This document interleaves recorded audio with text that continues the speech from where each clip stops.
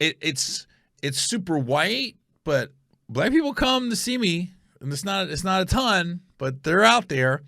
It's fun. I remember one time I went to West Nyack. Here's a couple, not West Nyack. I'm sorry, a couple funny Captain Bryant off the hook stories that I probably should have told last week when I was coming there, but now that I left, it's funny. There's been a couple things that happened at that club that is so interesting to me. Like one time, the first time I ever went, I brought my opener, who's my opener a lot these days, T-Robe out of Pittsburgh.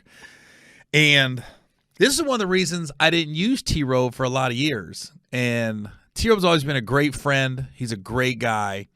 But I couldn't use him on the road for probably 8 or 9 years because I didn't trust him to do his time. And it all came from Captain Brian's Off the Hook Comedy Club because he went there, right? So we were doing Thursday, Friday, Saturday, Sunday. And you honestly, most comics, you got to be mentally prepared for this club because it's a lot older and it's a lot wider. I always say you're not going to build your fan base there because they're going to be dead. So I always say I feel like I'm in the movie Cocoon when I'm there. It's if you got like I would say if you got a year to live, move to Naples, Florida. You'll make it. It's where old people go to get older. And so with that being said, you got to be mentally prepared because you're not going to get the laughs you're used to getting at a normal comedy club. Like physically, these people can't laugh, and it's a lot tamer, calmer audience, I should say.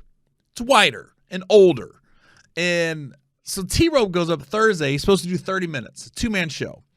Does 30 minutes Thursday, and he's like, whoa, I didn't get a good reaction.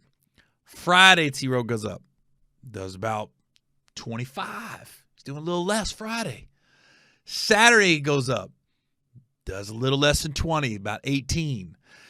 By the time Sunday show got there, he did 7 minutes because he was used to getting this reaction. He wasn't getting the laughs, and he kind of like, well, screw it. I'm going to keep cutting down. And I'll never forget, Captain Brian's, it used to be just a seafood restaurant, and he brought in comics.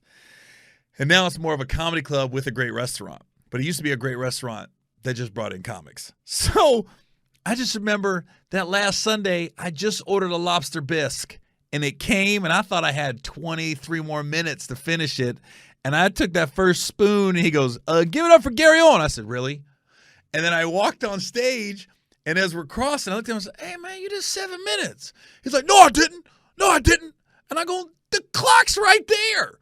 It literally says 7:37. And then, so we remained cool, and I didn't say nothing to him. And years later, when he became like my opener for a lot of cities, it's at that point, years later, I told him, I said, hey, man, there's a reason I didn't use you for all those years. And I was like, it's because of Naples. It used to be in Marco Island. Now it's in Naples, Florida. I said, I just didn't trust you to do your time. And that's big. You got to do your time to open up for somebody. It's our little bit of downtime as headliners. And he goes, really? And now it's funny. We laugh about it because he's like, yeah, I can see that.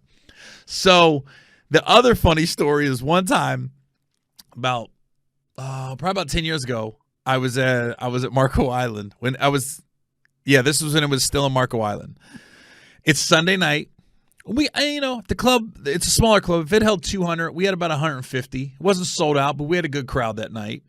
And my opener at the time, he was going up, and the old comedy club didn't really have a dressing room. You just sat in the back of the room. So you could see what was happening.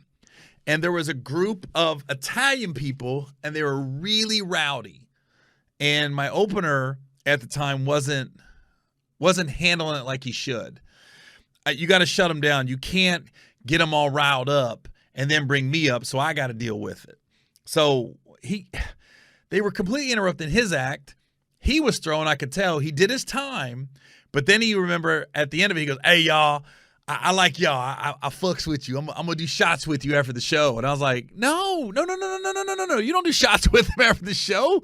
You tell him, shut up, and bring up the headliner. So he's trying to do shots during the show.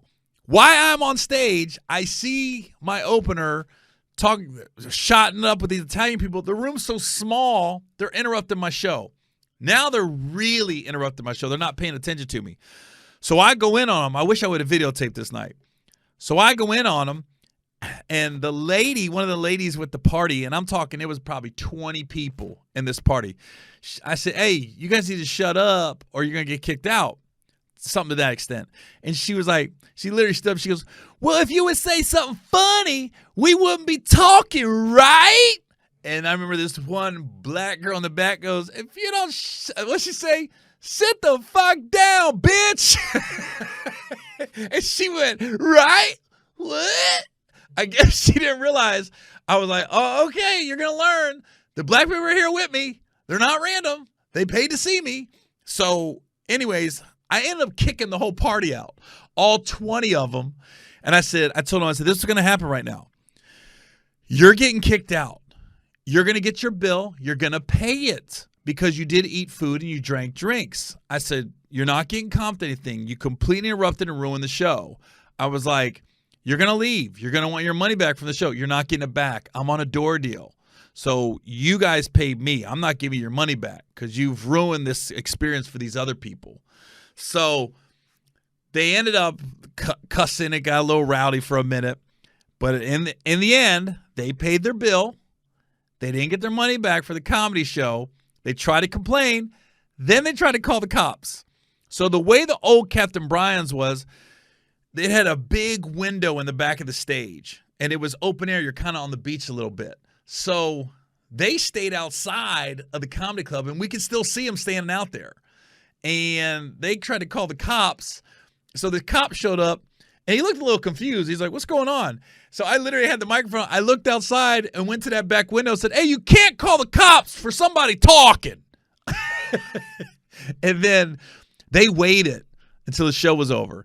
And now that the show's over, the manager was like, you want to go through the back, Gary? He said, they're still out there. I said, no, I want to go right out through the front. I still had security with me and everything. So now we're walking right through the middle of all these people, but I got security with me. So they can't really, they're not going to do anything. They might have tried something if the security guys wasn't there with me, but I got security guys with me.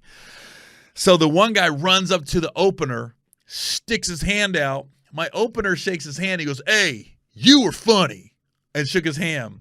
And my opener shook his hand, and now we're walking towards our car. I looked at my opener. I said, what the fuck was that? He goes, what? I go, why would you shake his hand? I go, he just interrupted and ruined the show. It's like you sided with him. He goes, nah, B, nah. He goes, look, I grabbed his hand to make sure he couldn't do anything. That's why I shook his hand and grabbed it. I was like, okay, that sounds good, but you're full of shit. So those are those two stories I remember about Captain Brian's.